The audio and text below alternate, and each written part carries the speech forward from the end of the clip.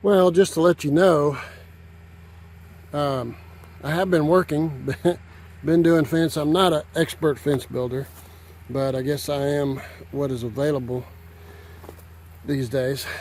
I'm sure there's way better guys than me, but I'm having to deal with cutting the trees away, and they're big trees.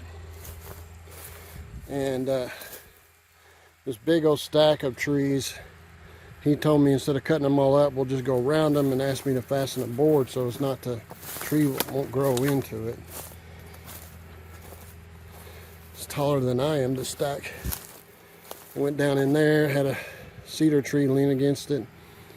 So we cut the cedar tree, but I still gotta lift that cedar tree up. But this is probably 85, 50 to 150 feet down, maybe 75 feet down from where the truck is. So I'll be out of breath by the time I get up there, climbing over the logs and all such. But that is the reason that people hire me. It's not because it's easy. All right, guys, I'll see you a little while later.